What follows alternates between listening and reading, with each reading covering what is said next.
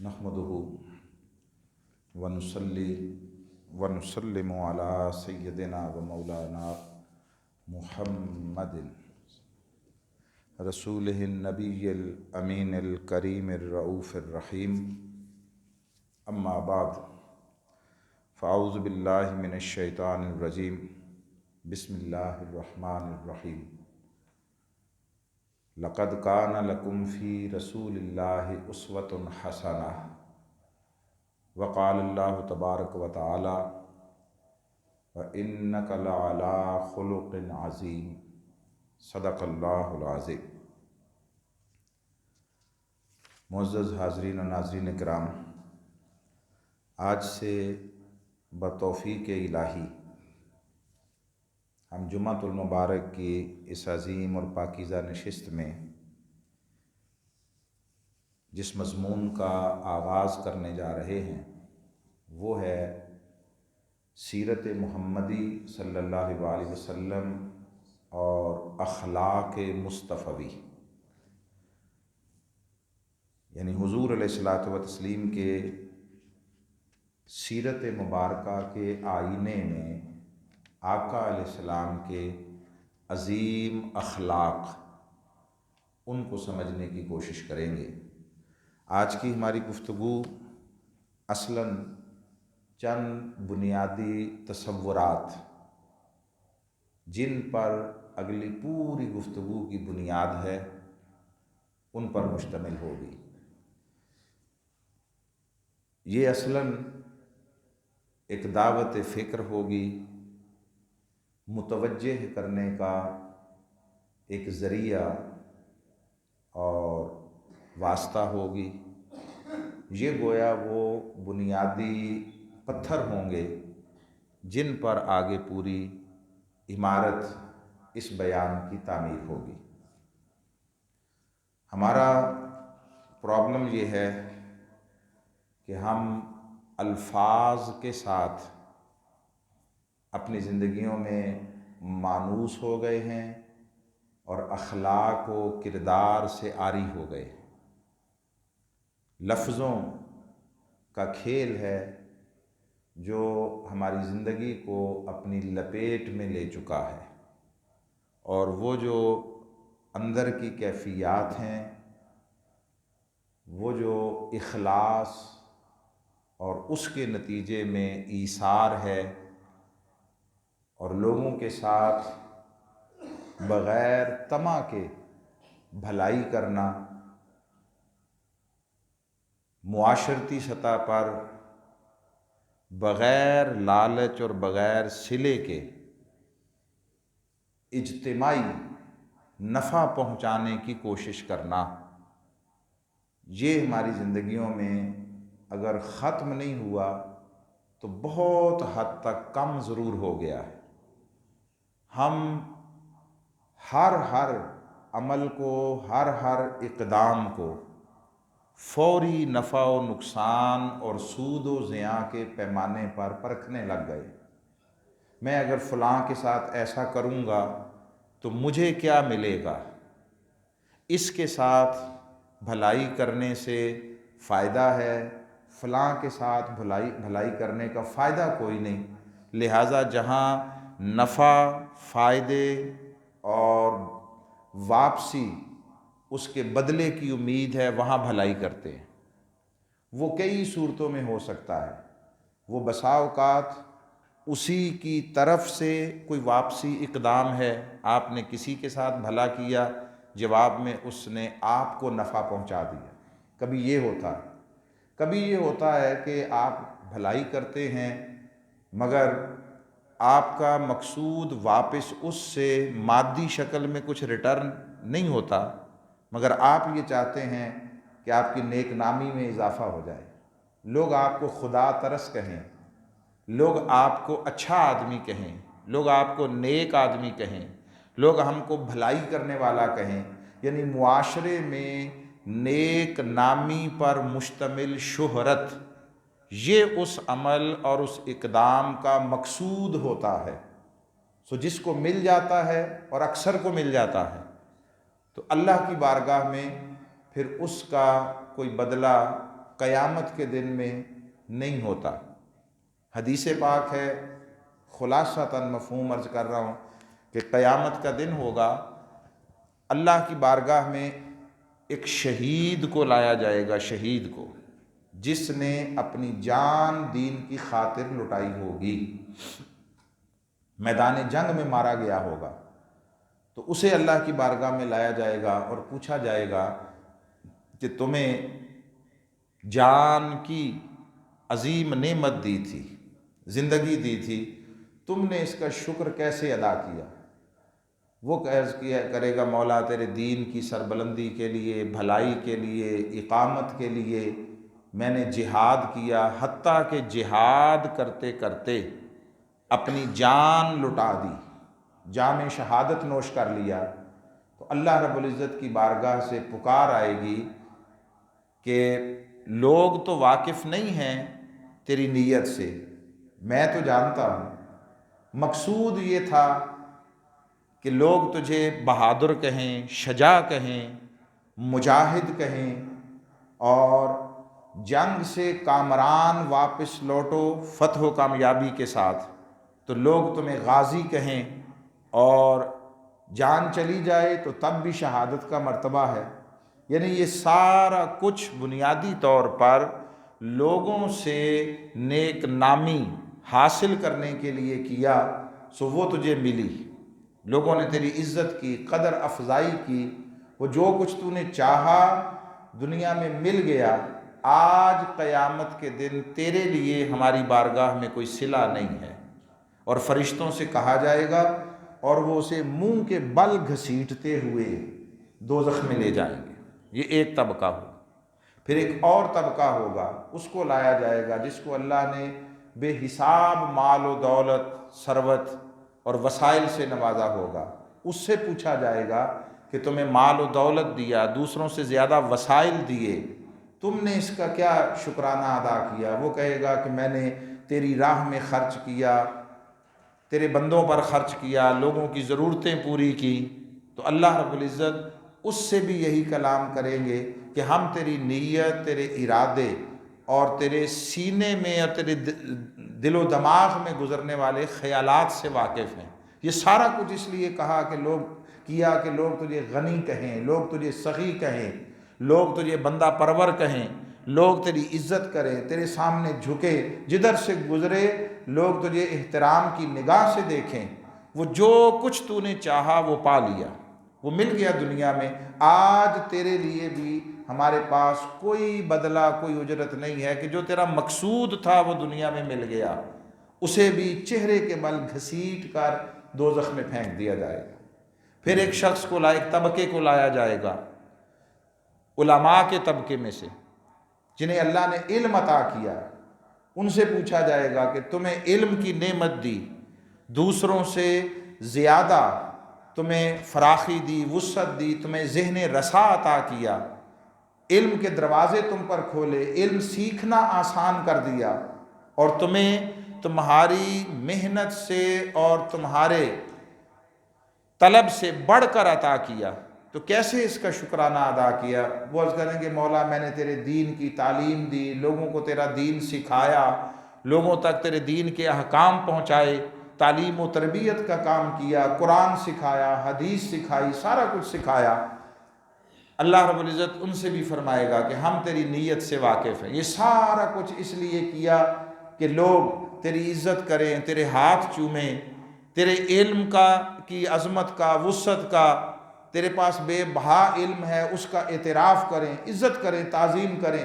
وہ جو کچھ تو نے چاہا دنیا میں پا لیا، اب آج تیرے لیے ہمارے پاس کوئی بدلہ نہیں ہے، سو اسے بھی چہرے کے بل گھسیٹ کر دوزخ میں پھینک دیا جائے۔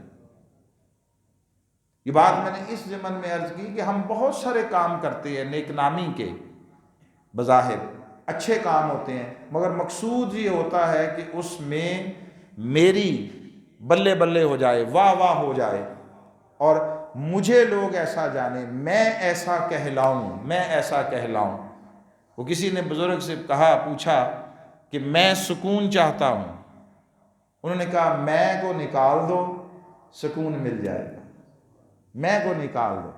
یہ میں ہے جس نے سارے احوال زندگی کو تباہ و برباد کیا ہوا. یہ میں ہے جو افراد سے لے کر قبیلوں تک اور معاشروں سے لے کر قوموں تک کے درمیان میں نزاع، جھگڑے اور فساد اور جنگ و جدال کا باعث بنتی ہے.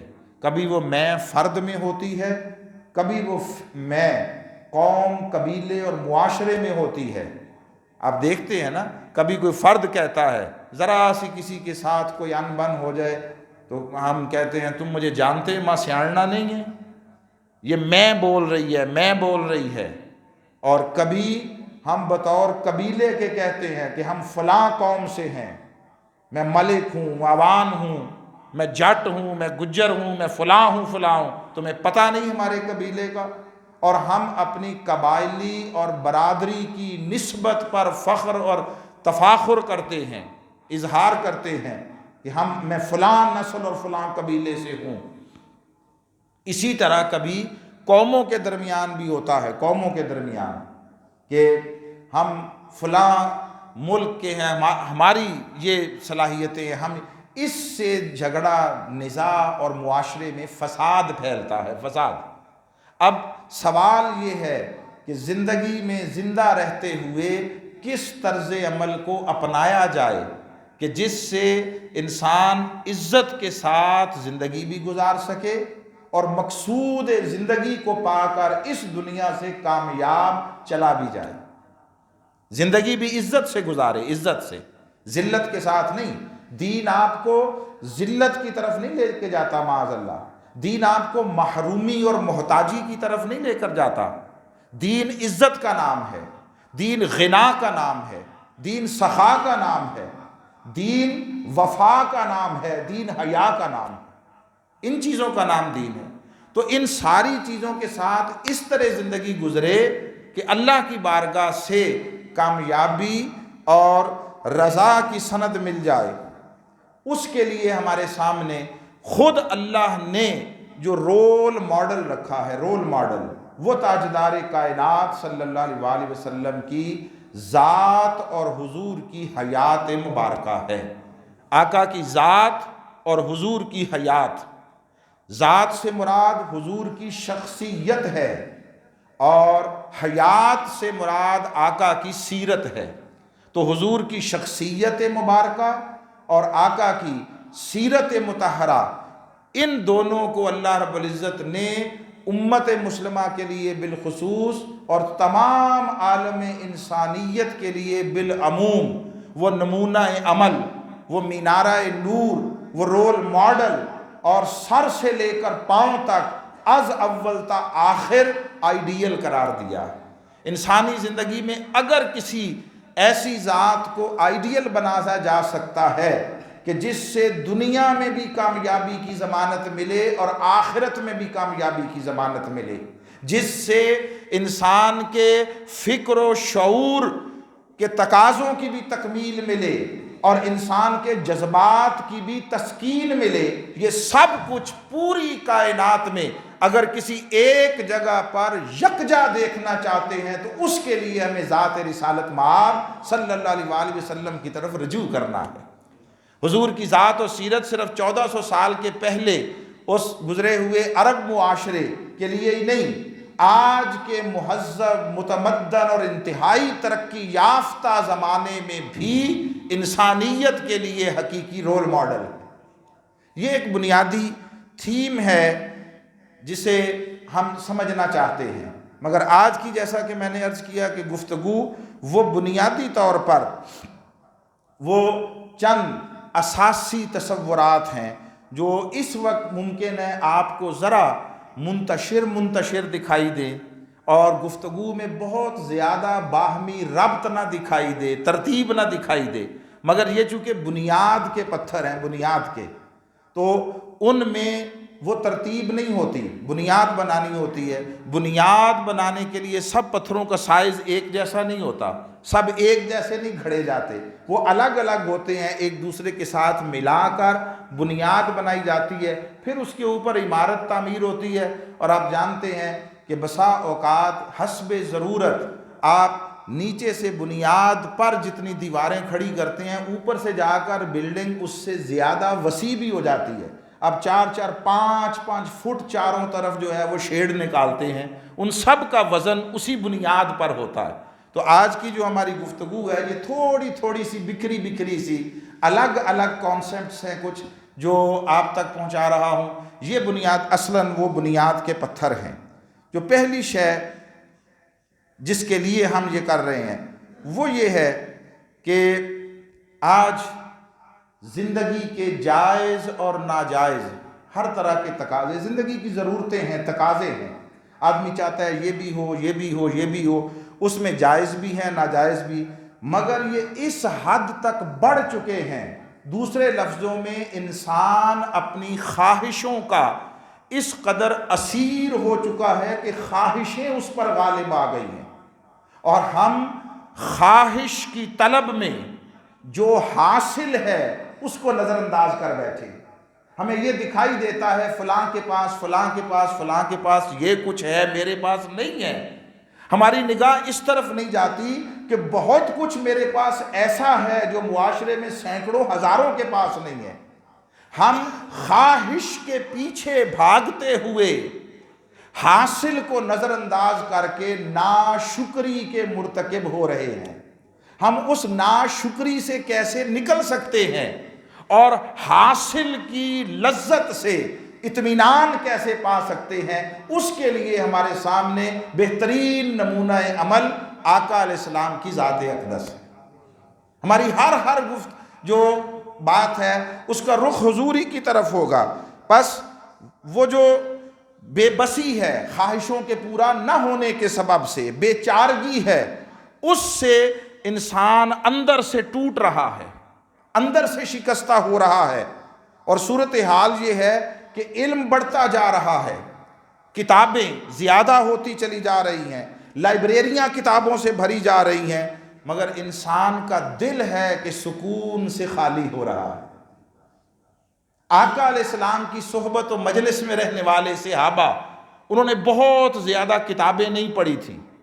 جس نے مکمل اکتساب فیض بھی کیا ایک ہی کتاب پڑھی تھی, ایک ہی. آقا علیہ السلام نے ایک ہی کتاب پڑھائی تھی, جانتے ہیں نا کون سی؟ قرآن. کون سی؟ قرآن. ایک ہی کتاب پڑھی تھی. بعض ایسے تھے جنہوں نے وہ پوری بھی نہیں پڑھی, بعض نے چند آیتیں پڑھی اور اس حال میں دنیا سے چلے گئے. مگر وہ جتنا انہوں نے پڑھا وہ خالی پڑھا نہیں تھا, اندر اتار لیا تھا, جذب کر لیا تھا, اس کی تعلیمات کا عملی نمونہ بن گئے تھے. سو وہ طبقہ قرار پائے یہ لوگ سارے مل کر جن کے لیے اللہ فرما رہا ہے رضی اللہ عنہم ورضوا عنہ. یہ وہ ہیں کہ جن سے اللہ راضی ہو گیا اور یہ اللہ سے راضی ہو گئے. یہ کتنی بڑی سند ہے, کتنی بڑی. جن لوگوں کے لیے اولاً جس طبقے کے لیے یہ سند آئی ہے انہوں نے زمانے کی سینکڑوں ہزاروں کتابیں نہیں پڑھی تھیں, انہوں نے ایک ہی کتاب زیادہ سے زیادہ پڑھی تھی. مگر اس کتاب کو پڑھتے ہوئے ان کے سامنے کتاب پہنچانے والے بلکہ کتاب بن کر دکھانے والے پیکر عمل کا نمونہ زندگی تھا. سو وہ کتاب کو پڑھتے تھے, اسے تکتے تھے, اور اسے تکتے تھے, کتاب کو سمجھتے تھے.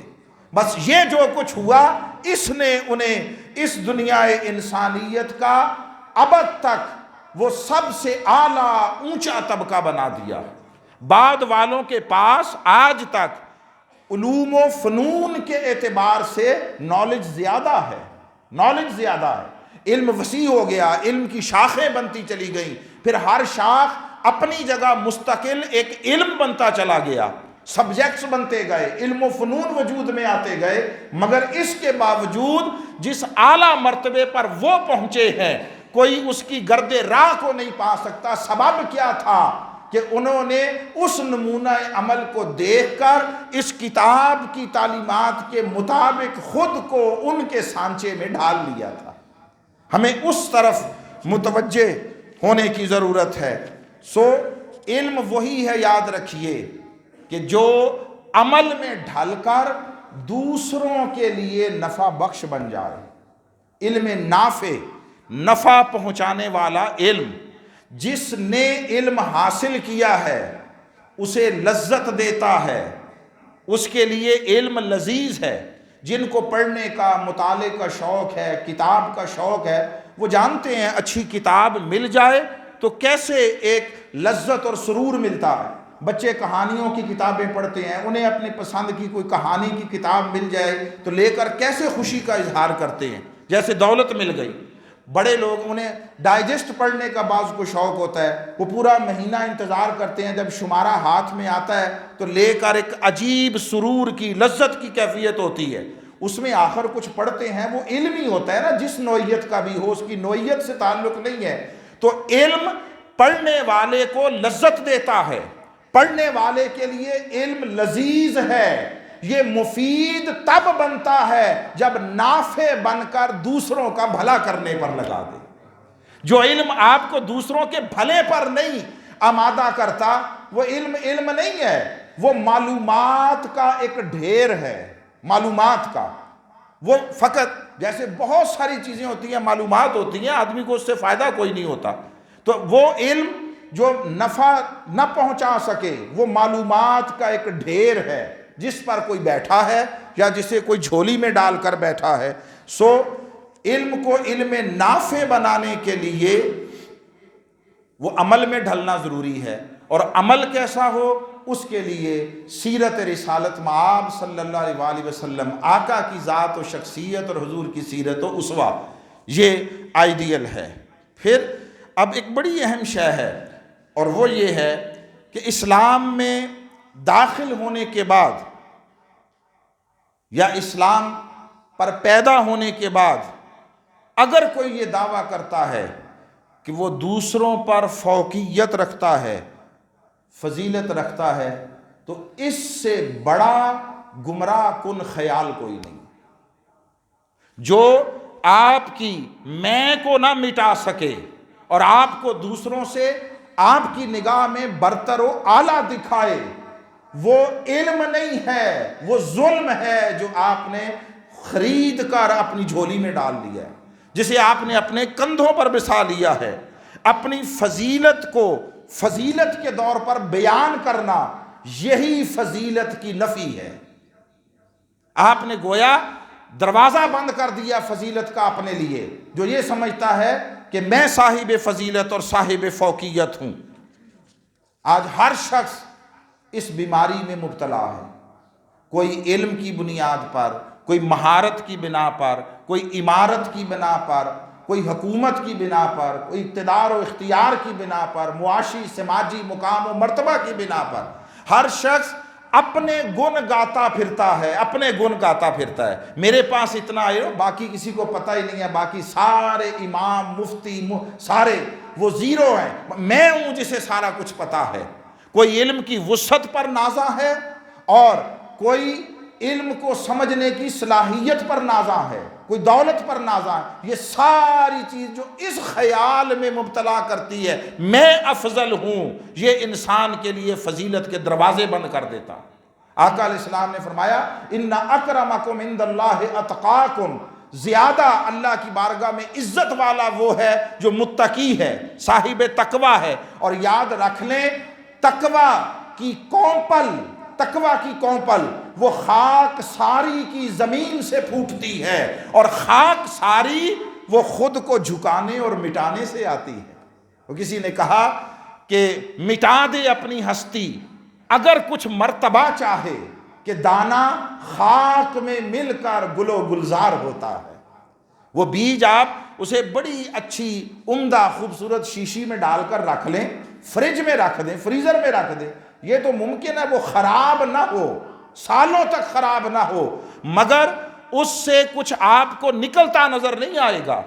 وہ بیج فصل میں اور پھل پھول میں بدلتا نظر نہیں آئے گا، تبھی بدلے گا جب اسے زمین میں ڈال دیا جائے گا جہاں تاریکی ہے۔ وہ بیج خود مٹ جائے گا، فنا ہو جائے گا، مگر اس فنا سے وہ بقا پھوٹے گی جو معاشرے کو معطر کر دے گی۔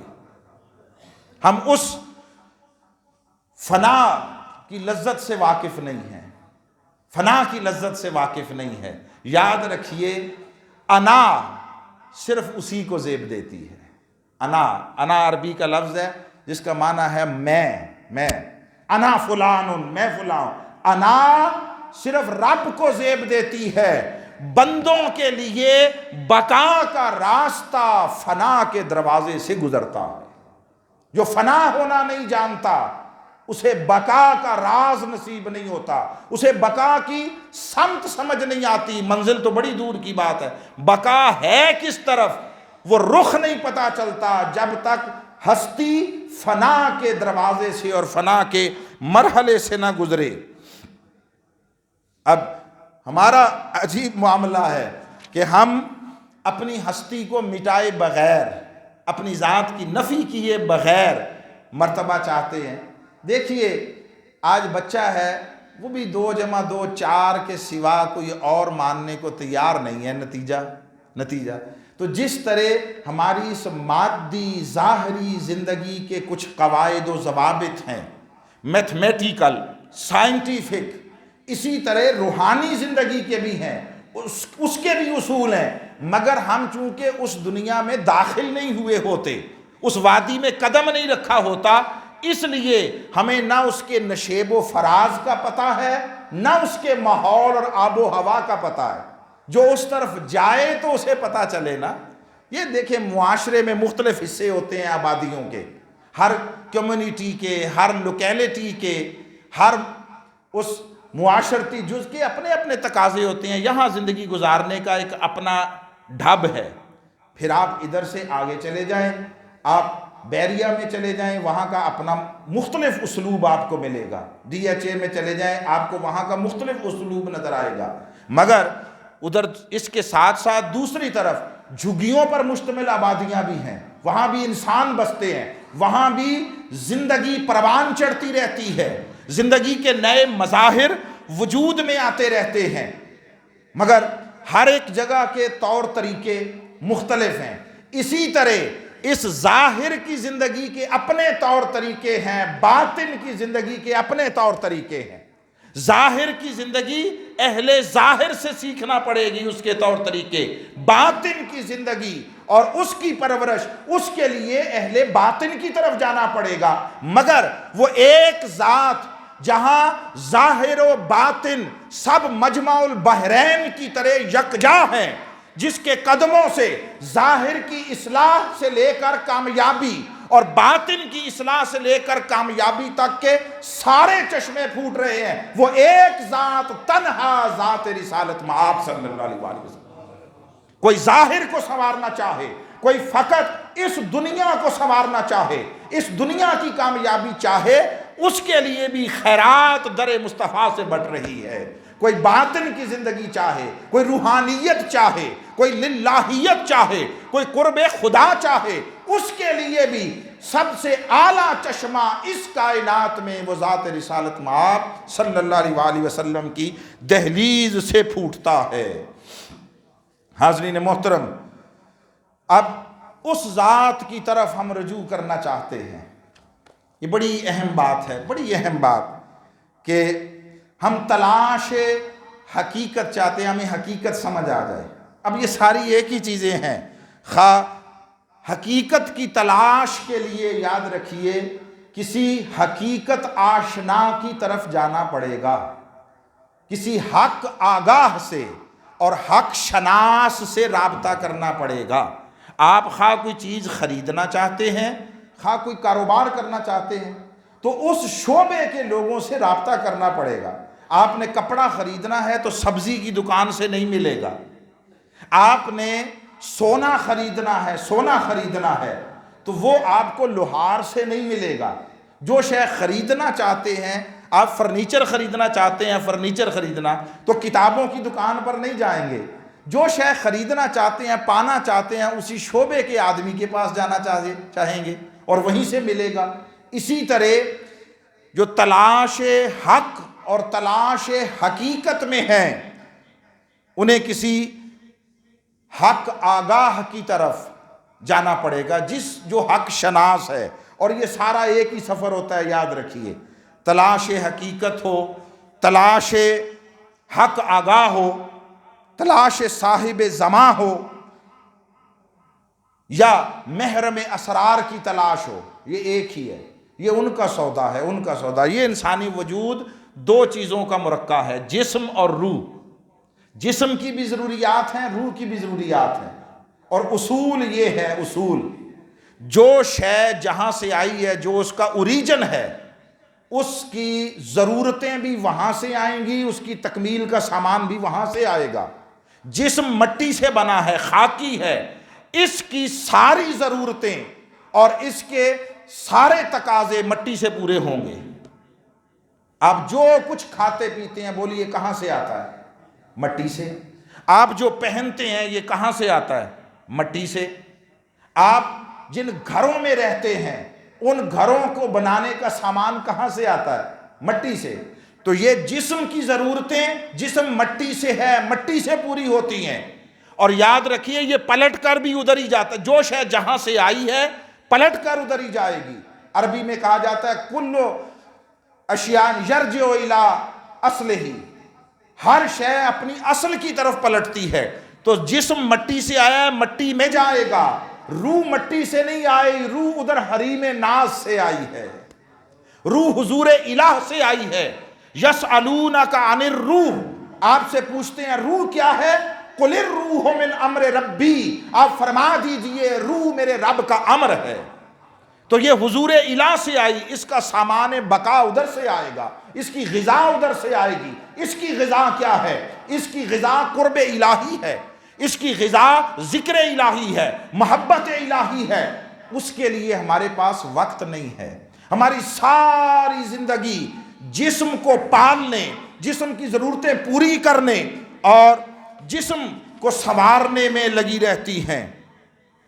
اب وہ کسی نے ایک بڑی خوبصورت بات کہی کہ ہم میں سے ہر شخص غیر یقینی حالات کا رونا روتا رہتا ہے۔ حالات بڑے غیر یقینی ہیں، معاشرے میں یہ ہے وہ، ایسا ہے نا؟ مگر کیا جملہ ہے کہ غیر یقینی حالات پر بولنے والے، تقریریں کرنے والے کتنے یقین کے ساتھ کتنے عمدہ اور مضبوط مکان تعمیر کرتے رہتے ہیں۔ صورتحال غیر یقینی ہے کہ پتہ نہیں کل کیا ہوگا، اور ہم رہائش گاہیں، مکان، اسباب 100 سال کے کتنے یقین سے اکٹھے کرتے رہتے ہیں۔ اسی کا نام عملی منافقت ہے۔ یہ فکری منافقت میں بھی آتا ہے، فکری منافقت میں بھی، کہ ہر وقت صورتحال غیر یقینی ہے مگر سامان ایسے جمع کر رہے ہیں کہ جیسے سدا ہمیشہ رہنا ہے۔ وہ حضرت نوح علیہ السلام کے پاس کوئی خاتون آئی اور اس نے کہا کہ میرے بچے کم عمری میں فوت ہو جاتے ہیں، تو دعا کریں کہ ان کی عمر اچھی ہو جائے، میں ان کی جوانی اور شباب اور جوبن دیکھوں۔ کہا بی بی کتنے کی عمر میں مر جاتے ہیں؟ انہوں نے کہا کوئی 100 سال کی عمر میں، کوئی 150 سال کی عمر میں مر جاتا ہے، میں ان کی جوانی نہیں دیکھ پاتی۔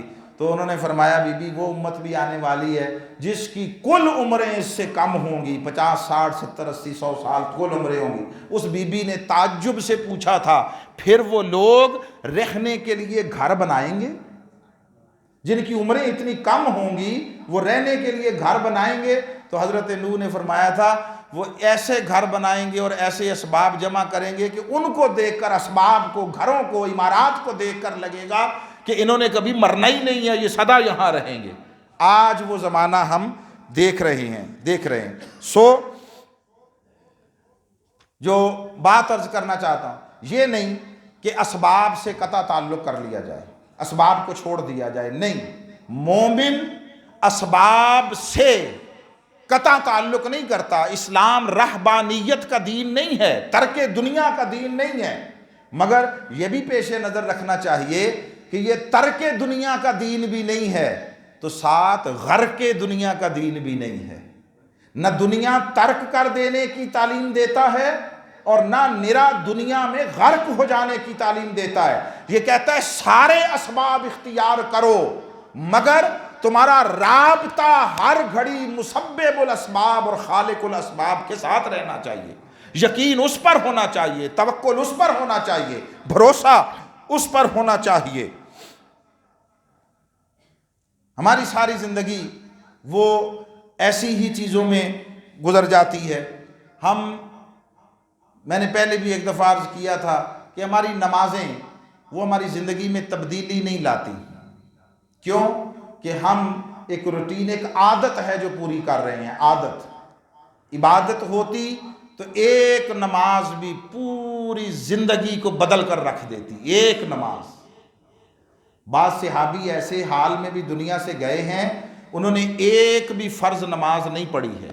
بھئی نماز فرض ہوئی اعلان نبوت کے 10 سال بعد جا کر شب معراج، تو جو اس سے پہلے گئے طبعی موت، شہادت کی موت، تو نماز تو کوئی نہیں پڑھی، مگر کیا ان کے مرتبے اور اللہ کی بارگاہ میں ان کی جو فضیلت اور قدر و منزلت ہے، کوئی اس کا انکار کر سکتا ہے؟ نماز کوئی نہیں پڑھی، روزہ فرض کوئی نہیں رکھا، حج کیا ہی نہیں، زکوٰۃ دی نہیں، عمرہ تک نہیں کیا۔ بھئی عمرہ بھی ہجرت کے بعد آقا علیہ السلام نے آ کر کیا ہے نا، اس سے پہلے تو عمرہ بھی نہیں تھا۔ تو انہوں نے ان میں سے کوئی عبادت نہیں کی، مگر اعلیٰ اونچے درجے کی فضیلتوں کے حامل تھے۔ اس کا سبب کیا تھا؟ اس کا سبب یہ تھا کہ انہوں نے دین کو رسم نہیں بنایا تھا، انہوں نے دین کو اخلاص بنایا تھا، اخلاص بنایا تھا۔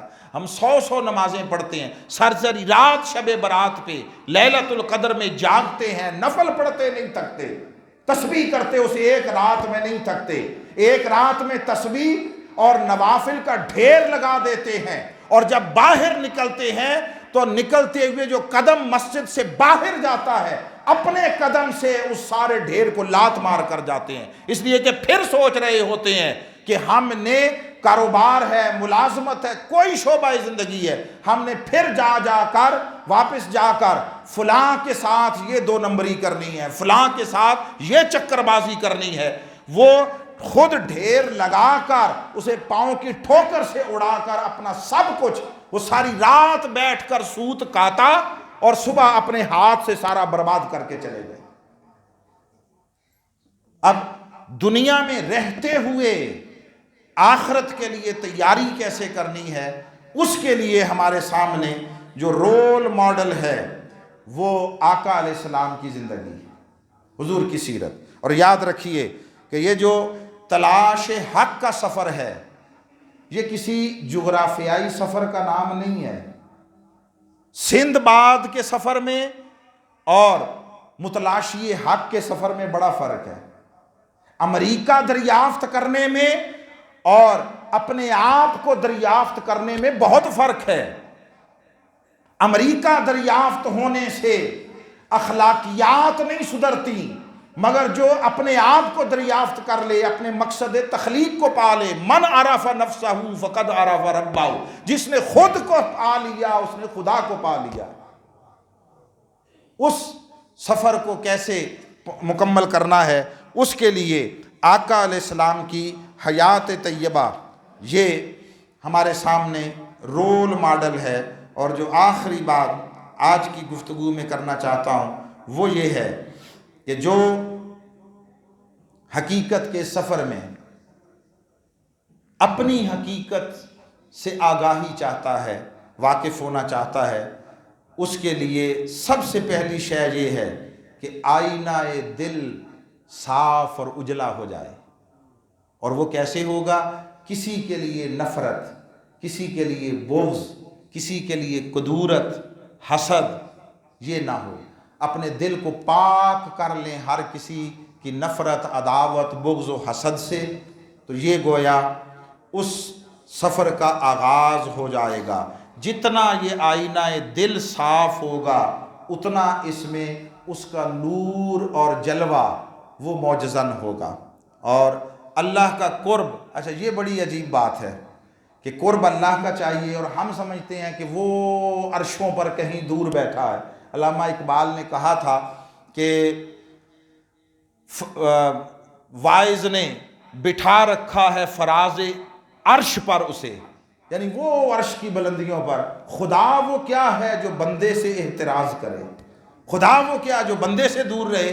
کمال ہے، وہ کہتا ہے میرے قریب بھی ہو جاؤ اور خود عرش پہ بیٹھا ہو، نہیں، وہ عرش پر جو اس کا ہونا ہے وہ اس کی عظمت کے سبب سے ہے، رہا اس کا احساس قربت، اس کو پیدا کرنے کے لیے فرمایا میں تمہاری رگے جہاں سے بھی قریب ہوں۔